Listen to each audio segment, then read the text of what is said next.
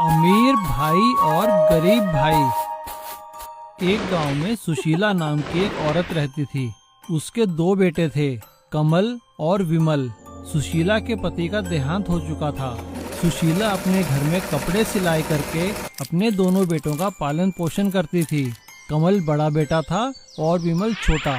कमल पढ़ाई लिखाई में काफी होशियार था। विमल का दिमाग वैसे तो पढ़ाई लिखाई में नहीं लगता था, लेकिन वो शंकर भाई की गैराज में मोटर मैकेनिकी का काम सीखता था। दिमाग तेज होने के कारण वो जल्द ही एक अच्छा मोटर मैकेनिक बन गया। और इधर कमल पढ़ाई लिखाई में काफी आगे बढ़ गया था। अब उसे उच्च शिक्षा के लिए बड़े शहर जाना था। उसने अपनी माँ से कहा, माँ, मेरी यहाँ की शिक्षा खत्म हो चुकी है, अब मुझे आगे पढ़ाई के लिए शहर जाना होगा।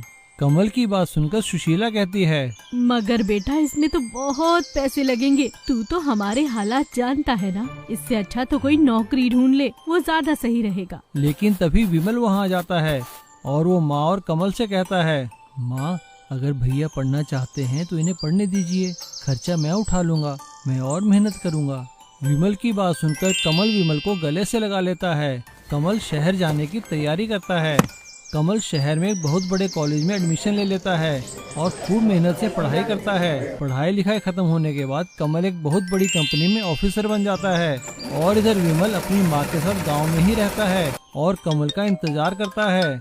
लेकिन कमल कभी वापस घर नहीं आता। वो सिर्फ फोन पे ही कभी कभी बात कर लिया करता है। बड़ा ऑफिसर बन जाने के कारण कमल में काफी घमंड आ गया था। और इधर सुशीला कमल को याद कर करके रोती रहती है और उनकी तबीयत काफी खराब हो जाती है। वो विमल से कहती हैं, बेटा, बस एक बार तू कमल को मेरे पास ले आ, ताकि मेरी आत्मा को शांति मिल सके। माँ, ऐसा मत कहो, तुम ठीक हो जाओगी। बाकी जहाँ तक रही कमल की बात, मैं कल ही शहर जाकर कमल को अपने साथ लेकर आऊंगा। और अगले ही दिन विमल गांव वालों को अपनी माँ का ख्याल रखने के लिए कहकर कमल को लाने के लिए शहर को निकल जाता है। शहर पहुँचने के बाद वो विमल का पता ढूंढने लगता है। जब वो एक सड़क पर जा रहा था, तभी उसने देखा कि एक तेज रफ्तार से गाड़ी आई और एक डिवाइडर से टकराकर रुक गई। विमल भागकर उस गाड़ी की तरफ गया। उसने देखा उसमें एक बुजुर्ग आदमी बैठे थे। विमल ने उन्हें बाहर निकाला। बाबूजी, आप ठीक तो है ना? आपके ज्यादा चोट तो नहीं लगी? अरे नहीं बेटा, हल्की सी खरोंच आई है। शुक्र है भगवान का जो मैं बच गया। लगता है गाड़ी की ब्रेक फेल हो गई है। कोई बात नहीं बाबूजी, मैं अभी देखता हूँ। विमल ने कार से टूल बॉक्स निकाला और कार को ठीक कर दिया।